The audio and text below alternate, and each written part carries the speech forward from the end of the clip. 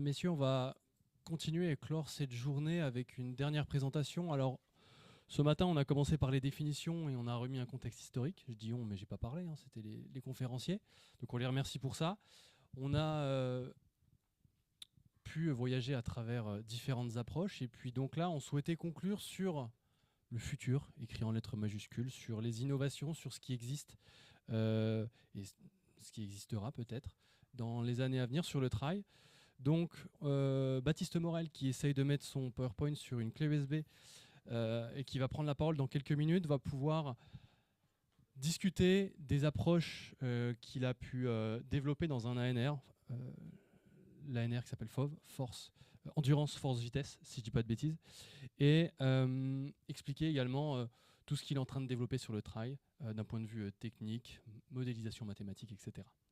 J'en dis pas plus, et on va pouvoir y aller dans quelques minutes.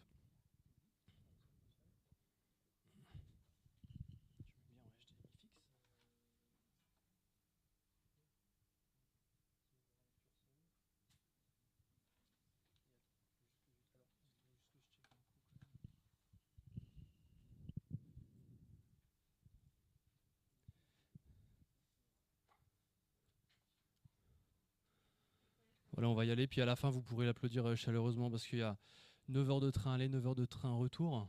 C'est pas le seul, mais je pense qu'on le remercie pour sa participation aujourd'hui. Et puis, écoute, Baptiste, c'est à toi, si le pointeur fonctionne. Oui.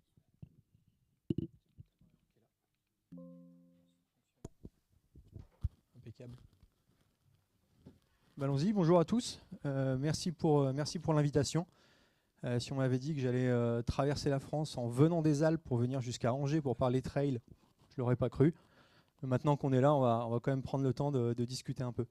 Merci pour l'introduction, Antoine. Effectivement, l'objectif de ces 30 minutes plus sur lequel je vais parler un peu, c'est de vous présenter des approches innovantes qu'on applique, notamment dans le milieu du trail, mais pas que. Alors, c'est des approches qui sont nées à travers l'analyse de la performance sportive dans diverses applications, notamment le trail, ce qui va être quand même le cœur de la présentation d'aujourd'hui, mais aussi depuis quelques années, on transfère ce qu'on a développé dans le cadre du trail pour la performance ou le loisir vers la compréhension et l'analyse des comportements animaux, en particulier des ongulés alpins qui vivent dans leur habitat sauvage, réel dans les Alpes.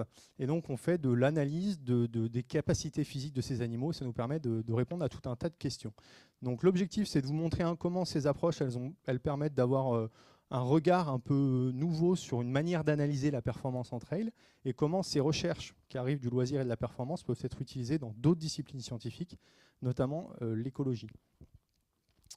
Alors, par rapport à la présentation de Guillaume que j'ai vue juste avant, où il est rentré en long, en large et en travers sur les déterminants de la performance, en balayant des approches très variées, je vais prendre le contre-pied et vous proposer une présentation où, à l'inverse, on va rester sur du très macroscopique et vraiment sur une description du comportement global d'un trailer qui va effectuer sa course.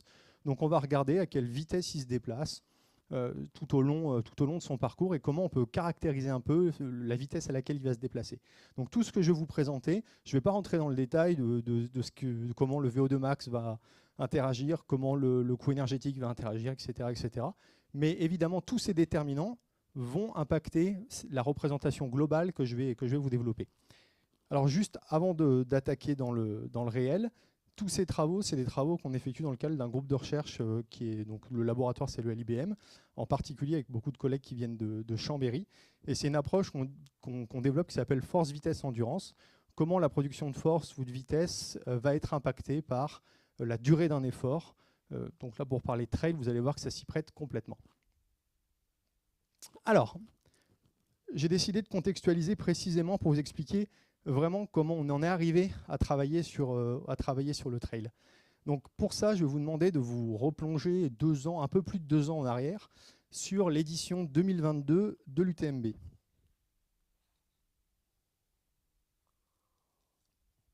Alors, en 2022, on va notamment s'intéresser à un trailer qui fait partie des têtes d'affiche de cette édition-là, qui est l'Américain Jim Wamsley. Alors pour vous le replacer un peu dans le contexte, pour celles et ceux qui ne le connaîtraient pas en détail, mais normalement ça fait partie des figures connues du trail. Semi-marathon en 1h04 sur son record personnel. Record personnel du marathon en 2h15. 22e, classé 22e sur un marathon de qualification olympique à Atlanta aux US. Record du monde du 50 miles en 4h50. Ça fait quand même 80 bornes à 16 km/h, pour se rendre compte à peu près. 100 km, alors là, pas record du monde, mais alors j'ai mis AWR Almost World Record parce qu'il ne l'a pas gagné de 9 secondes après 100 km de course. Mais bon, 6h09, c'est ce qui va nous intéresser ici. Et surtout, ultra trailer connu avec des performances énormes sur la Western State, qui est l'un des 100 miles majeurs, avec 3 victoires de rang en 2022, depuis il en a gagné une 4e édition, 3 victoires de rang, et notamment le record de la course en un peu plus de 14 heures. Donc, c'est pas n'importe qui, on est en train de parler d'un des tout meilleurs trailers de la planète. Mais, et c'est le point de départ de cette présentation, mais sur l'UTMB, il n'a jamais été vraiment un succès jusque-là. Pourtant, il est déjà venu 4 fois sur cette course-là. 2 fois, il a abandonné. Et alors, 2 fois, il fait top 5. C'est quand même une sacrée performance pour la plupart, pour n'importe qui, en fait, tout simplement. Mais malgré tout, et malgré le fait que ça a été des objectifs pour essayer de remporter cette course-là, il n'a pas été en réussite jusque-là. Et donc, évidemment, l'ultra trail est une discipline extrêmement complexe, avec des déterminants de la performance qui sont extrêmement nombreux. Mais je vais volontairement choisir un angle d'attaque et vous faire une présentation sur un des éléments qui, je pense, est intervenu dans ces échecs préalables. Alors pour ça, on va commencer sur une comparaison entre ces deux courses.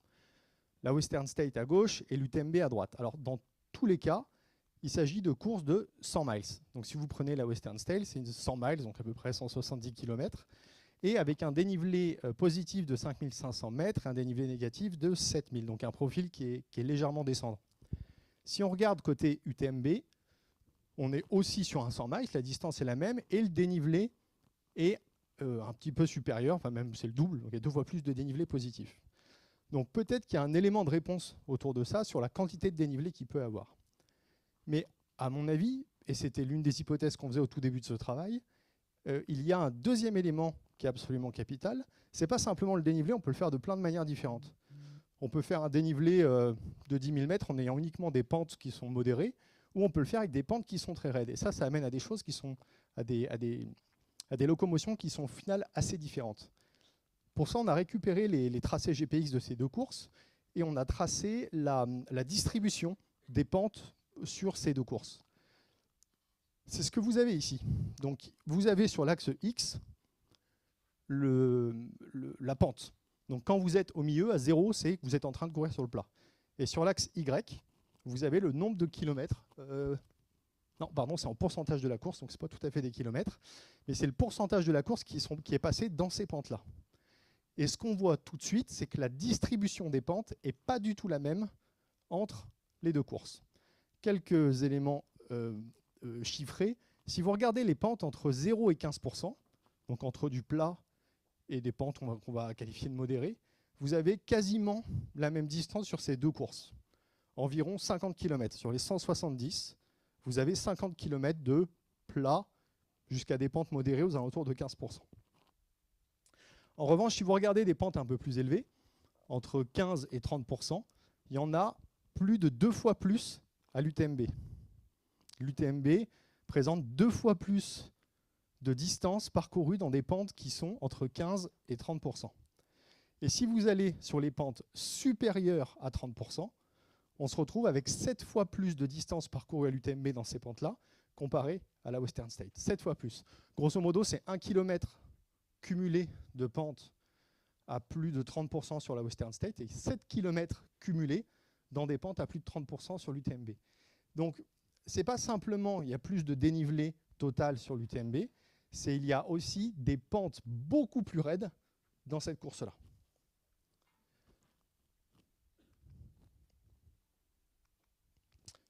En 2022, on s'est donc intéressé à comparer la course de deux des têtes d'affiche de cette édition-là, qu'était Jim Wesley avec Kilian Jornet, dont vous avez déjà beaucoup entendu parler aujourd'hui de manière générale. Alors, pour ces deux athlètes, ce qu'on a fait, c'est qu'on a récupéré leurs données, qui étaient en libre accès sur une plateforme que vous connaissez qui s'appelle Strava, et on a pu comparer sur l'intégralité de la course, prendre tous les segments, on a découpé des segments de 100 mètres, découpé toute la course en segments de 100 mètres, et on a comparé la course de Jim et la course de Kilian. Autrement dit, qui bat qui sur chacun des 100 mètres de la course. Voilà la courbe qu'on obtient. Alors, pour vous aider un petit peu à la lire, le 0 que vous avez avec la ligne pointillée rouge, c'est quand ils font exactement la même performance. Les deux mettent exactement le même temps sur les 100 mètres considérés. Et sur l'axe en X, continue Y, si vous êtes en dessous, donc si vous avez une valeur négative, c'est que, je les ai mis à l'envers, Jim a couru plus vite. Si jamais c'est au-dessus de cette ligne rouge, c'est que Kilian a couru plus vite. Et quand on regarde la distribution, donc la courbe rouge que vous avez, c'est en moyenne. Si on prend l'intégralité des segments, en moyenne, quand on était dans une pente donnée, qui est sur l'axe X, qui a couru le plus vite. Pour vous aider un peu à continuer à lire cette courbe, il y a deux éléments caractéristiques. La première, c'est que si on cumule tous les segments qui ont été courus entre moins 20 et plus 20%, donc entre 20% en descente et 20% en montée, Jim et Kilian ont fait sensiblement la même performance. Il n'y a pas de différence entre les deux.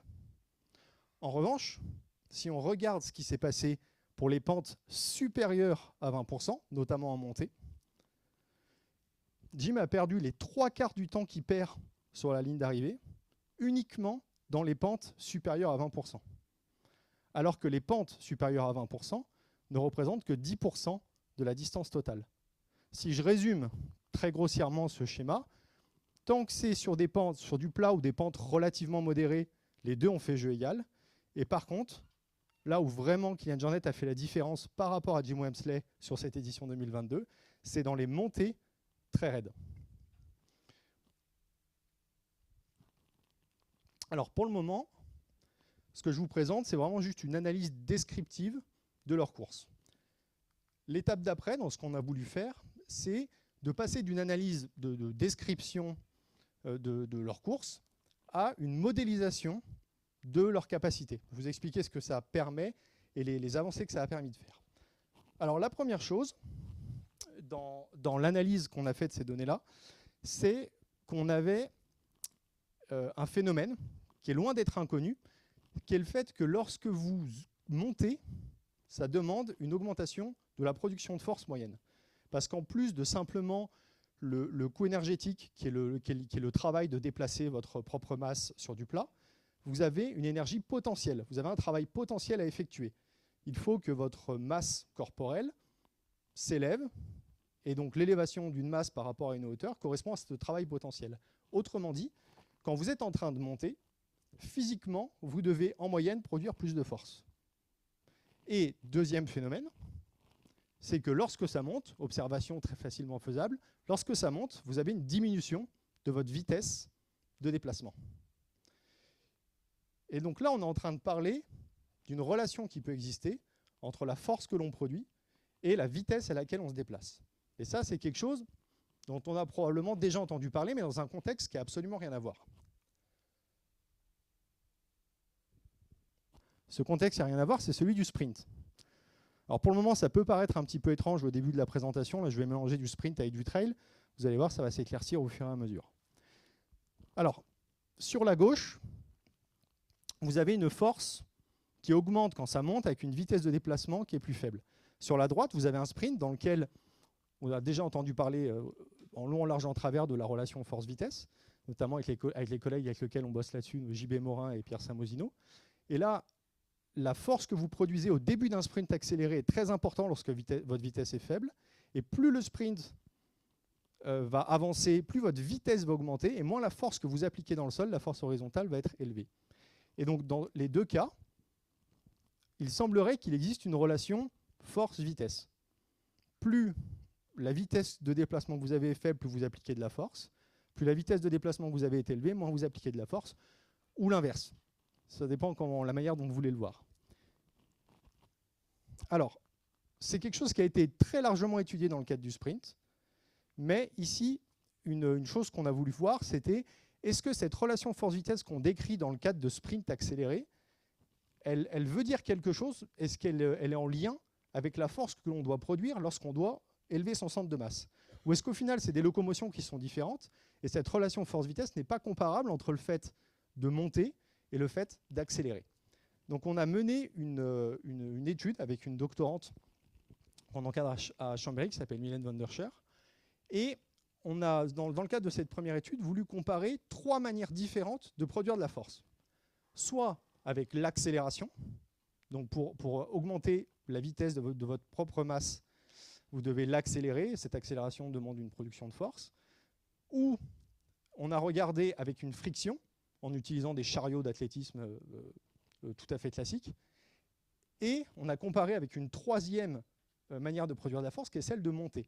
Alors, cette idée expérimentale, elle ne vient pas de nous, elle a été élaborée conceptuellement il y a une vingtaine d'années par un ponte de la biomécanique de l'exercice, un certain Dip Rampero, qui a proposé dans un papier l'analogie entre le fait d'accélérer sur le plat, produire de la force en accélérant sur le plat, et le fait de produire de la force en élevant son centre de masse.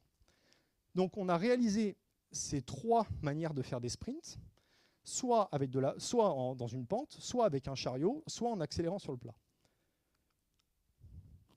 Et notre hypothèse, alors évidemment, si vous prenez la courbe jaune qui est ici, quand vous accélérez en montée, vous allez accélérer puis atteindre une vitesse qui est plus faible, parce que ça monte. Si jamais vous avez également un chariot qui va mettre une friction, votre vitesse va augmenter, mais vous allez plafonner à une vitesse qui est plus faible que votre vitesse max sur le plat et non chargée qui correspond à cette courbe-là. Et l'hypothèse qu'on faisait, donc à cette étape-là, c'était simplement une hypothèse, c'était le fait que, quelle que soit la manière dont la force est générée, quelle que soit la condition expérimentale, la condition mécanique externe de l'environnement qui vous amène à une production de force, au final, c'est toujours la même relation force-vitesse qui caractérise l'individu. Voilà des résultats. Alors, la courbe du milieu, c'est un résultat expérimental typique. La relation force-vitesse noire que vous voyez ici est celle obtenue lors d'un sprint accéléré. Et tous les points que vous voyez sont toutes les conditions expérimentales qu'on a évaluées, avec des pentes qui allaient de 0 à 28% de pente, avec des charges qui allaient de 0 à 100% de body mass, et également avec des combinaisons chariot plus pente. Chariot plus pente, ça va être les bleus foncés. Juste chariot sur le plat, c'est les bleus clairs. Les pentes, c'est les jaunes. Et le noir que vous avez ici, c'est la relation force-vitesse du sprint accéléré. Et sur la droite, c'est simplement les statistiques de validation de cette méthode.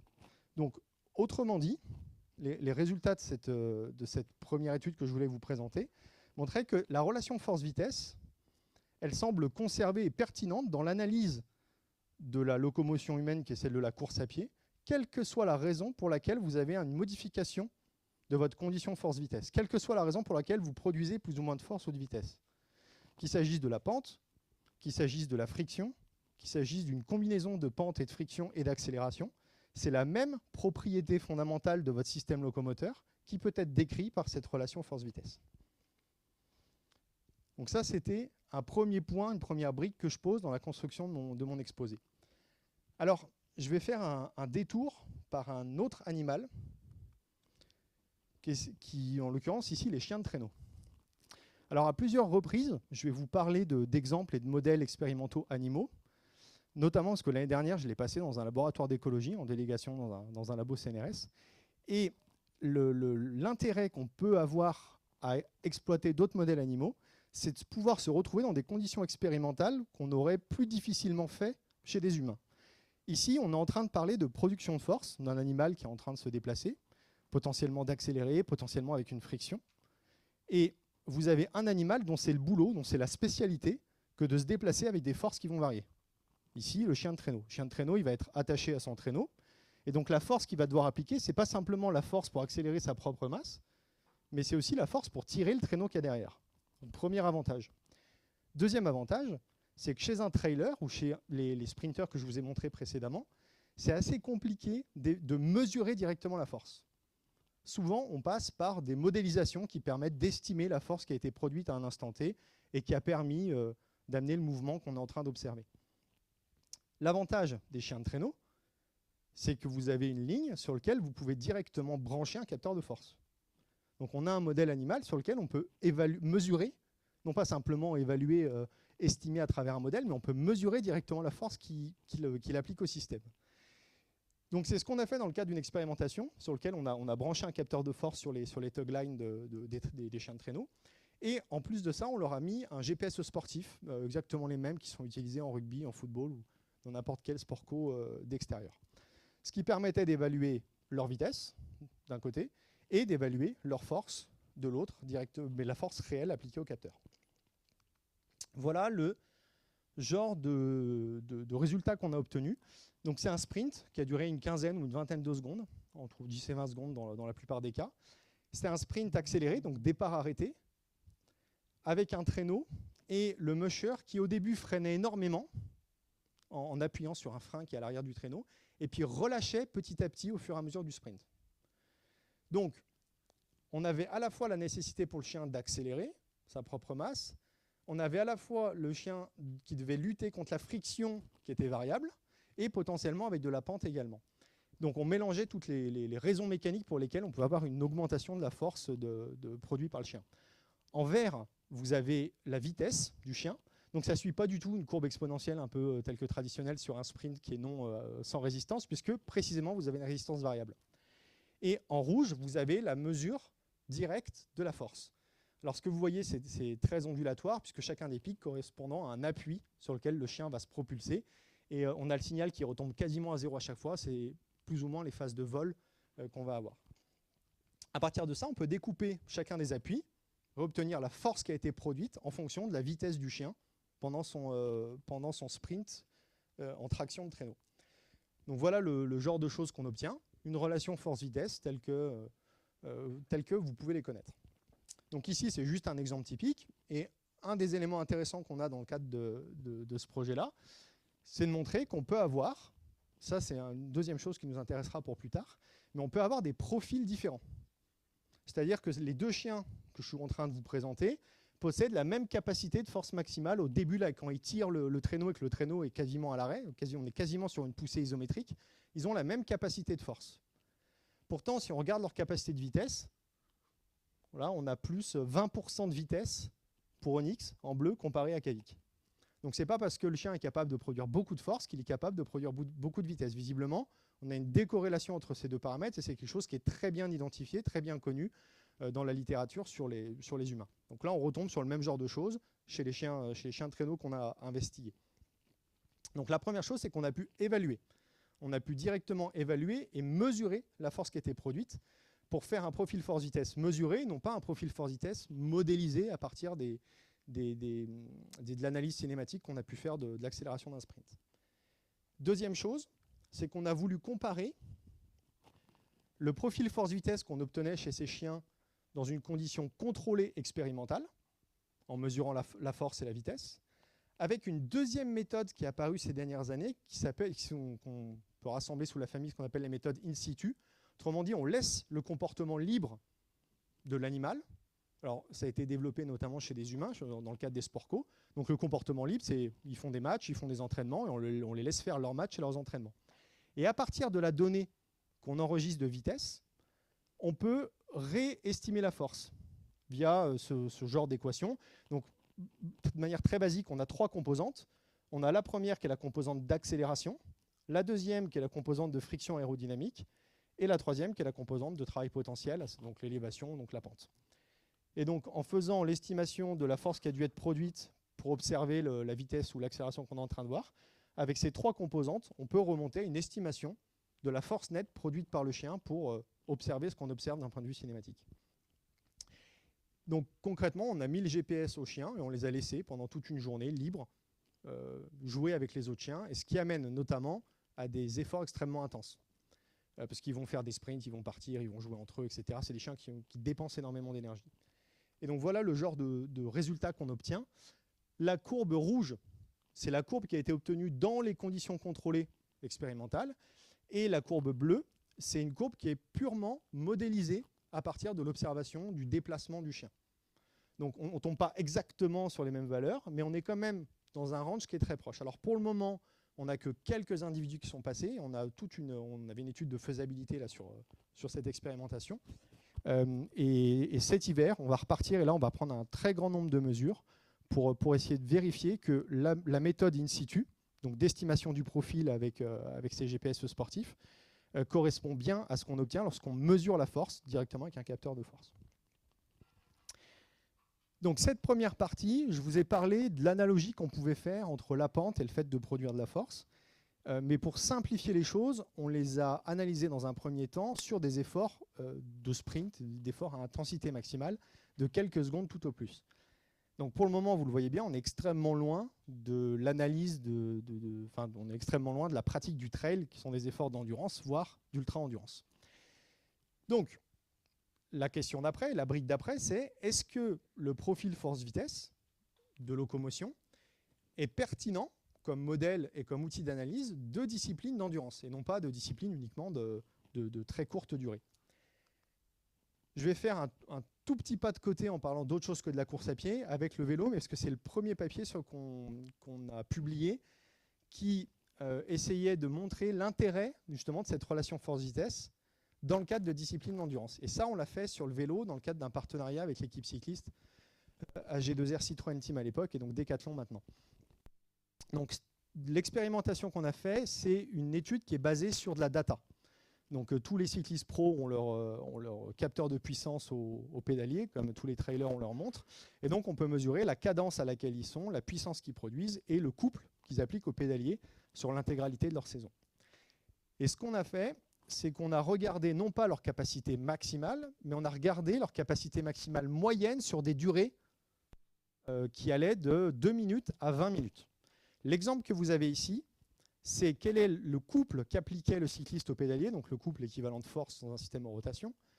Quel est le couple qu'appliquait le cycliste en fonction de sa cadence, et ce, dans toute sa saison. Donc tout le nuage de points que vous voyez correspond à tous ses entraînements et toutes ses courses.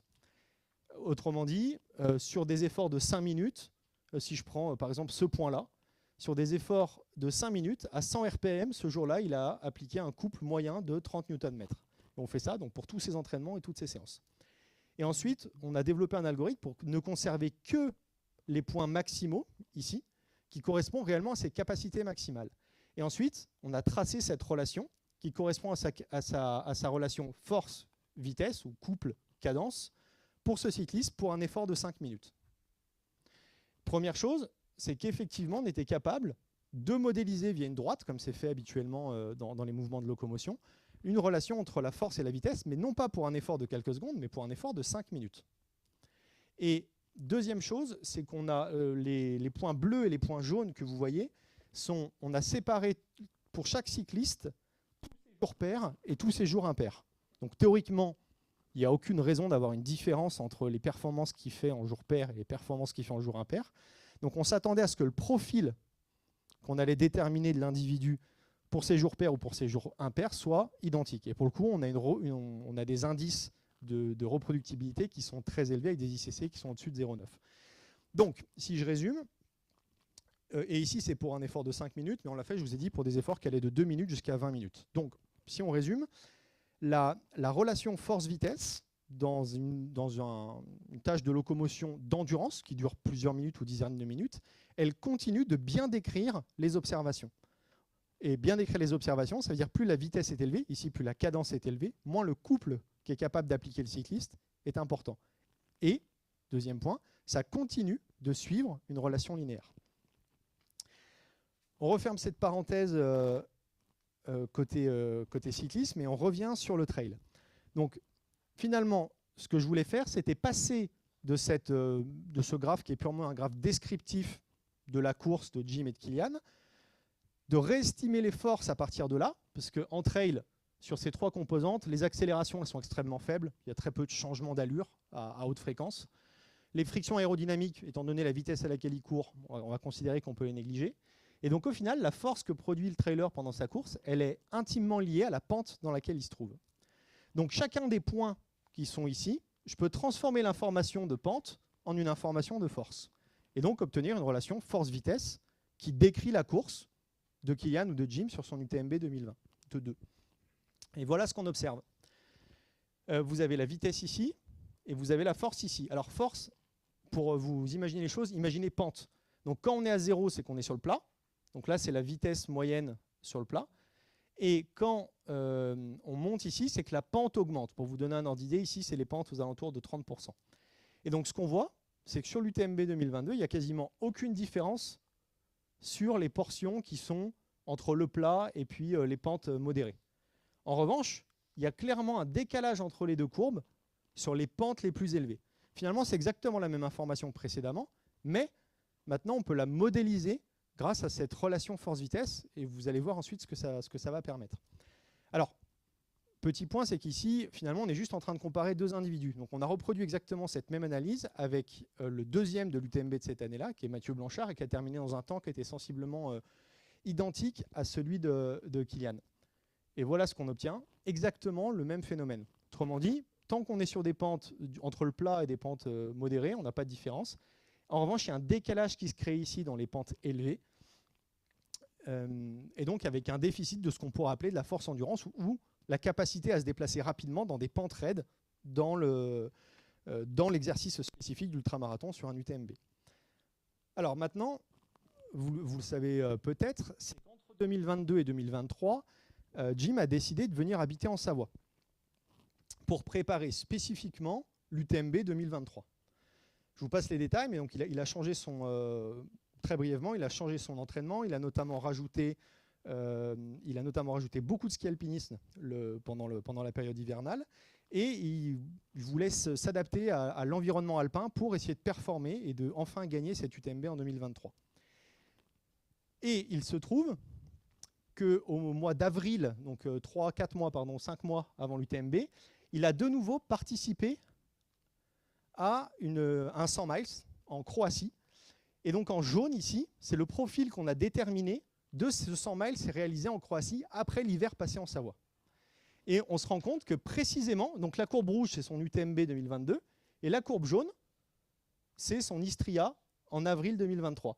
Et on se rend compte qu'il a grandement progressé dans cette zone-là précisément, qui était une zone dans laquelle qui lui avait un peu coûté l'année d'avant. C'est l'une des raisons pour laquelle, en amont de la course, s'il avait fallu parier, alors il y avait plein de raisons, parce qu'il s'était quand même préparé spécifiquement, il y avait plein de raisons de penser qu'il allait être très performant, mais cette course-là rassurait énormément sur sa performance, que précisément, au regard de l'analyse que je vous propose, on voyait qu'il avait visiblement comblé un déficit qu'il pouvait avoir dans ces pentes très raides. Et il se trouve qu'en 2023, il remporte la course et il gagne enfin l'UTMB. Et si on regarde l'analyse de sa course 2023 par rapport à sa course 2022, exactement comme sur l'Istria qu'il avait fait 4 mois avant, on se retrouve ici. Donc en rouge, c'est sa courbe de 2022. En noir pointillé, c'est la courbe de l'Istria. Et on voit que quelques mois après, il reproduit une courbe qui est très similaire à celle de l'Istria 100, avec une amélioration significative à des hauts niveaux de force, et donc dans des pentes qui sont élevées. On en est où dans le timing là?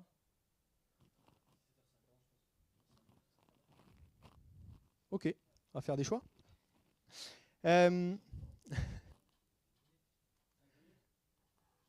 Allez.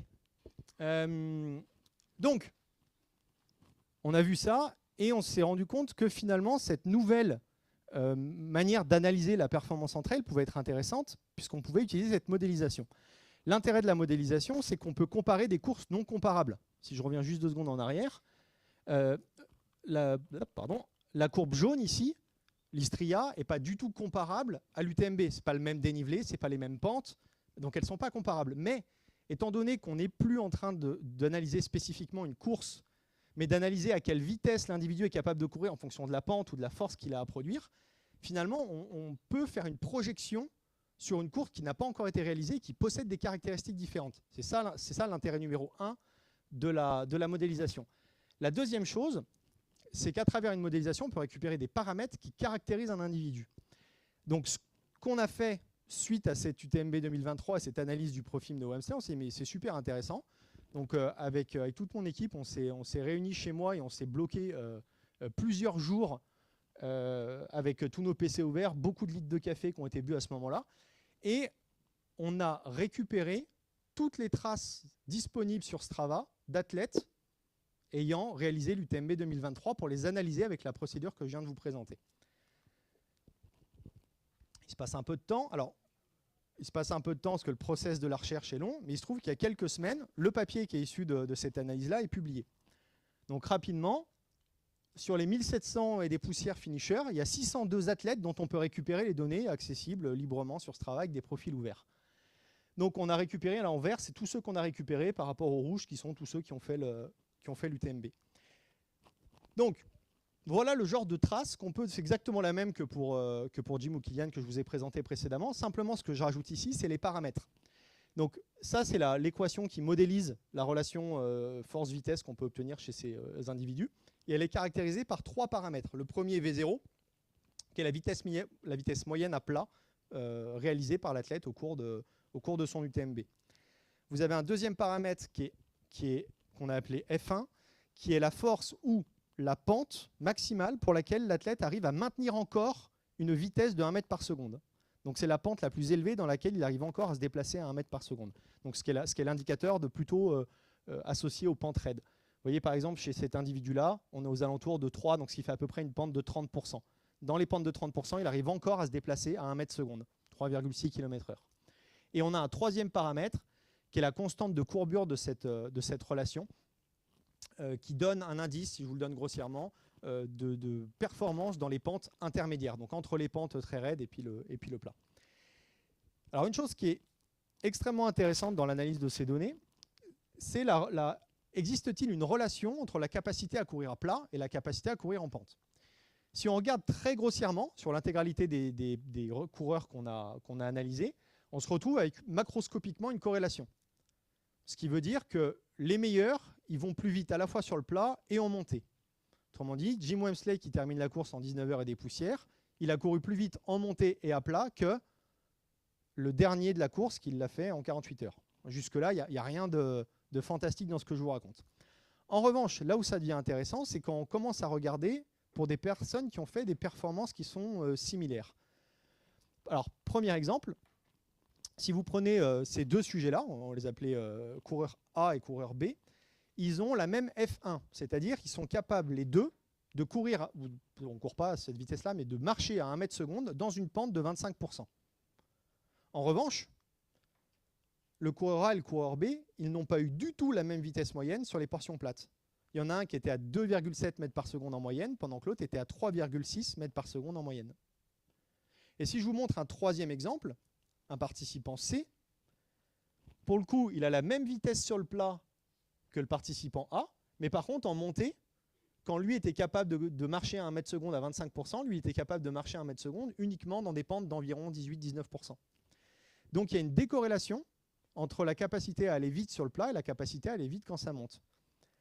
Je vous montre un autre exemple typique de ces deux sujets-là qu'on présente dans le papier. Ces deux sujets-là, ils ont fait quasiment le même temps.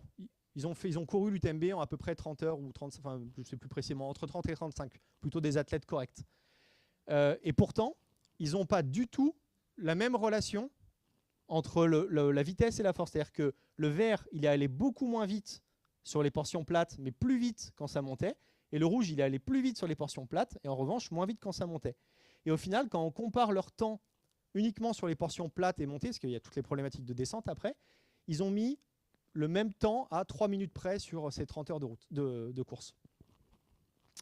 Donc on peut comparer comme ça des athlètes, et on peut aussi comparer des effets X ou Y. Là, simplement, c'est pour montrer le genre d'utilisation qu'on peut faire de ce modèle, c'est de voir comment le profil force-vitesse va être impacté par un effet ici qui est l'effet fatigue. L'effet fatigue, on a simplement pris la première moitié de la course et la deuxième moitié de la course et on a comparé le profil moyen. Première moitié de course, vous avez le profil moyen de tous les athlètes en rouge, et deuxième partie de course, vous avez le profil moyen de tous les athlètes en bleu. Dans les choses ici, par exemple, qui sortent, qui étaient significatives, c'était le fait que la force baisse beaucoup moins, à peu près 50% moins que le côté vitesse. Autrement dit, en fin de course, on est capable de maintenir plus facilement notre vitesse quand ça monte, et en revanche, notre vitesse sur le plat s'effondre grandement. C'est le genre d'analyse qu'on peut proposer. Il va falloir que je fasse des choix là. Allez.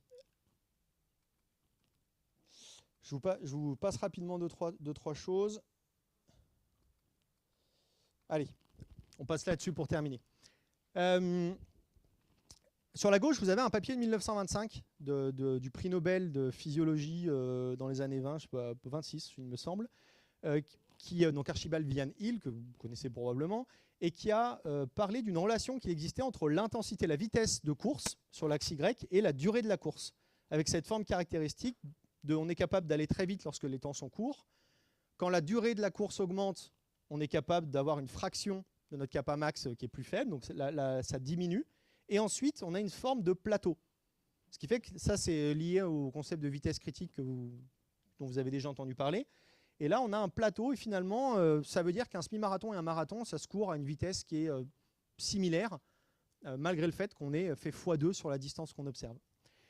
Et donc, dans ce papier de 1925, il a regardé il a comparé les hommes, les femmes, il a montré que ça marchait en course à pied, en vélo, quelle que soit la locomotion, voire même quelles que soient les espèces avec les chevaux. Et nous, ce qu'on a fait, c'est la même chose. Simplement, on a rajouté dans le fait que la performance en locomotion, ce n'était pas simplement la vitesse de déplacement, mais c'était aussi la vitesse de déplacement en fonction de la pente dans laquelle on était, donc de la force qu'on avait à produire. Donc, à l'époque, il a fait ça avec le Guinness Book des records, donc l'Almanach Book of Facts de 1925. Et nous, l'équivalent actuel, c'est Strava. Parce qu'il y a des segments où tout le monde essaye de se battre, et donc on peut aller récupérer les meilleures performances de tous les travailleurs de la planète en regardant leurs records sur des segments plus ou moins longs, dans des pentes plus ou moins raides. Et chaque point rouge...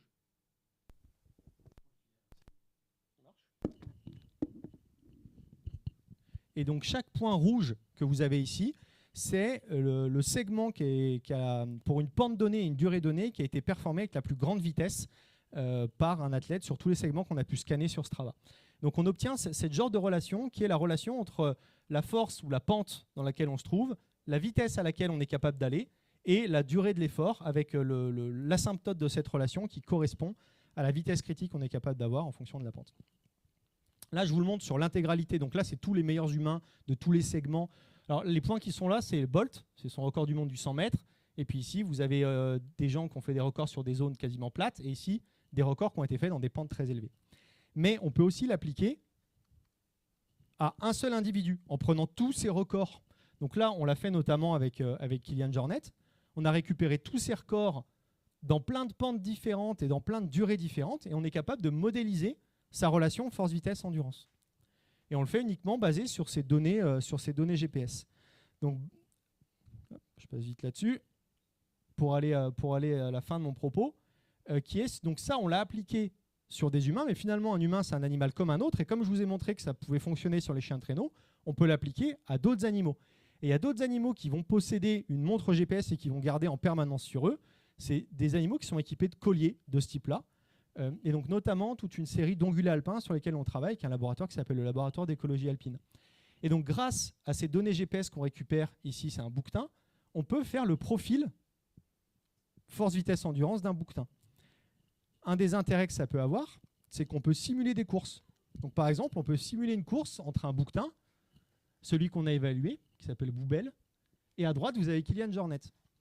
Et donc je vous pose une question, imaginez un kilomètre vertical, vous avez 1000 mètres de dénivelé positif à faire, mais un kilomètre vertical, ça peut se faire avec différentes pentes. Ça peut se faire avec une pente de 10%, il va falloir 10 bornes, ou avec une pente de 50%, il faut 2 km. On est extrêmement bon sur l'endurance sur le plat, et donc plus ça va être à une pente faible, plus l'humain va gagner. Mais plus c'est raide, plus il semblerait que les bouquetins puissent avoir un avantage. Parce que vous avez déjà vu des bouquetins sur des éperons rocheux ou sur des barrages. Voilà, sur les pentes très raides, on a peu de chances de gagner. La question que je vous pose, c'est à partir de quelle pente le bouquetin et Kilian Jornet feraient exactement la même perf. Ils doivent faire un KV, et il faut trouver la pente pour laquelle ils font la même perf. Si c'est trop bas, Kilian gagne. Si c'est trop haut, c'est le bouquetin qui gagne. Lancez-vous.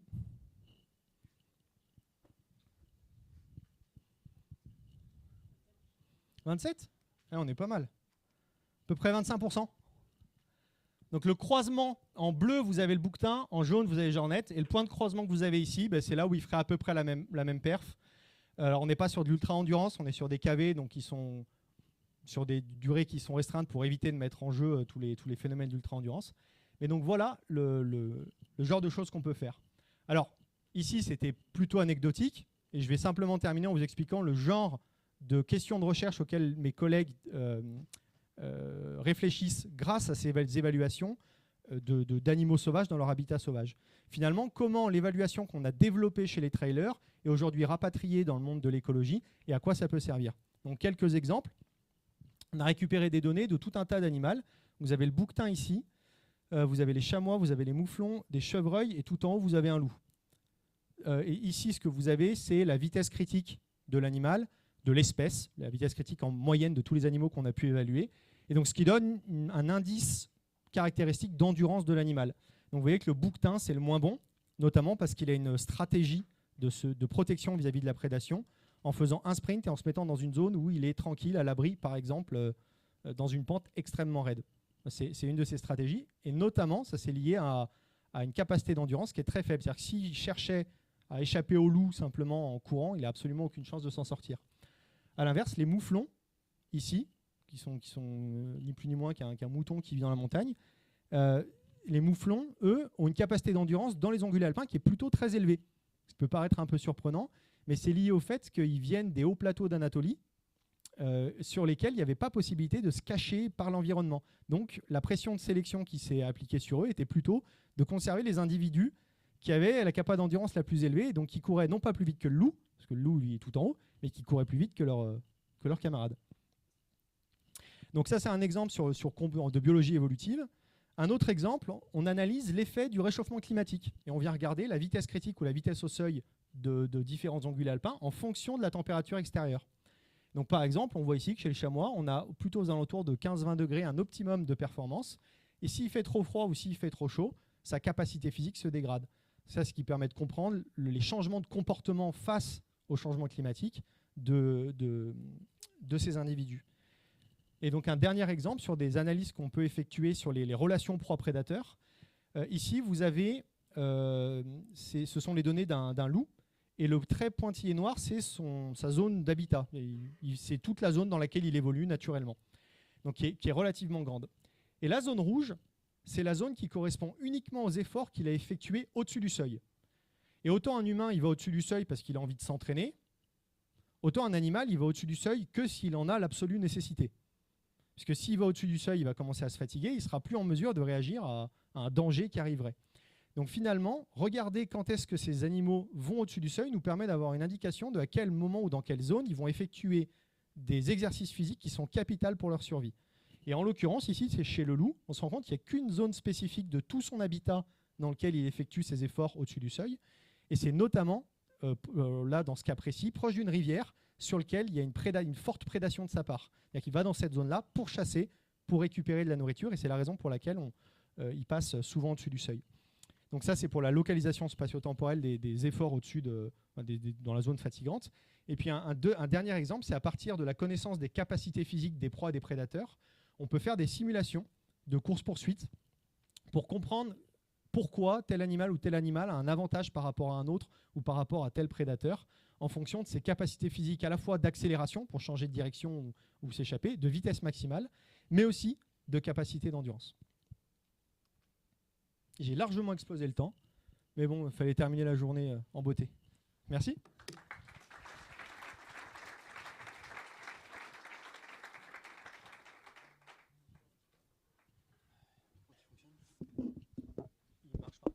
Ouais, ok. Merci Baptiste pour ta présentation. Une ou deux questions, peut-être très rapides. Est-ce que vous avez des questions dans l'Assemblée, si votre cerveau fonctionne encore? Oui.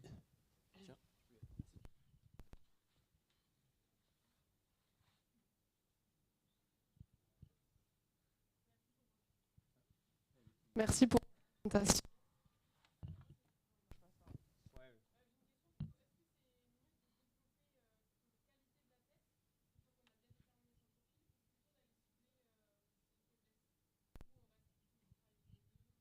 Question éternelle. Non, mais ça dépend tellement de facteurs. Est-ce qu'on est dans le développement de personnes qui sont encore jeunes, sur lesquelles on a potentiellement des marges de progression plus ou moins importantes en fonction du côté, par exemple, vitesse ou force qu'on est en train de regarder. Il faut, à mon avis, dans les éléments de réponse à cette question, il y a où est-ce qu'on va avoir la plus grosse marge de manœuvre. C'est-à-dire, a priori, est-ce que, par exemple, j'ai plus de chances de pouvoir augmenter ma performance sur une compétition en augmentant mon côté force ou mon côté vitesse, sur un exemple typique. Et un élément de réponse qu'on peut donner, c'est qu'il y a beaucoup moins de différence entre le premier et le dernier dans la vitesse dans les pentes raides par rapport à la vitesse dans les pentes faibles. Donc finalement, si jamais tu avais, admettons que tu as 1 an pour t'entraîner, ça va te permettre de gagner 15% d'une de tes capacités. Si tu augmentes de 15% côté vitesse sur le plat, tu amélioreras beaucoup plus ta performance que si tu amènes de 15% ta capacité sur les pentes raides. Là, c'est dans un exemple très appliqué. Mais maintenant, si on se retrouve dans une course plutôt type skyrun avec énormément de dénivelé positif et des pentes très très raides, bah, potentiellement que dans cette course-là, ça peut être intéressant d'avoir un profil qui est plus orienté force. Donc c'est aussi l'adéquation entre ta capacité physique et ton objectif de performance sur ta course. Voilà quelques éléments de réponse, mais on pourra en discuter longtemps.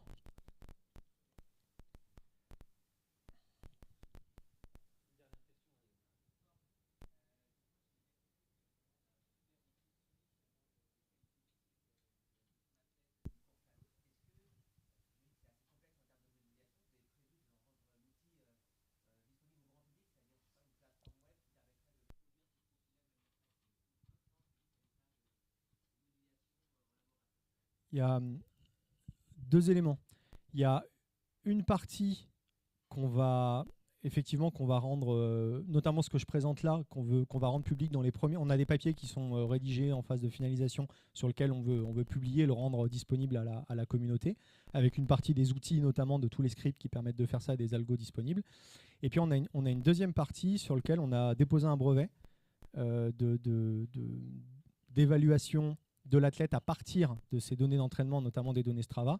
Et là, pour le coup, donc, il y a un brevet derrière et il y a une boîte qui est en train de se monter derrière tout ça et qui vise à exploiter commercialement cette innovation. Donc, il y a une partie côté recherche fondamentale ici qui sera mise à disposition et puis une partie qui est exploitée avec nécessairement une partie de secret derrière ça.